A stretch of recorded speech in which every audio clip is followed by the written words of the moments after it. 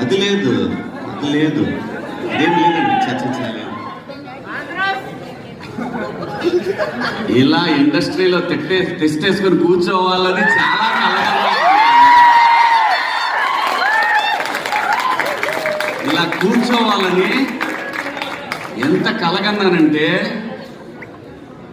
ప్రతి సినిమా జరుగుతున్నప్పుడు నిజంగా నేను ప్రతి సినిమాకి ఈ కళామ తల్లి నాకు పెట్టిన అన్నం మీద ఒట్టేసి చెప్తున్నాను, నేను ఏ రోజు కూడా ఒక నిర్మాతని నా సొంత సినిమాలాగా ఫీల్ అయ్యే చేశాను. ఇప్పుడు కూడా ప్రతి సినిమా నేను ఎక్క రావట్లేదు, ఇంకా రావట్లేదని నరకం చూశాను. నిజం చెప్తున్నాను, నేను నరకం చూశాను.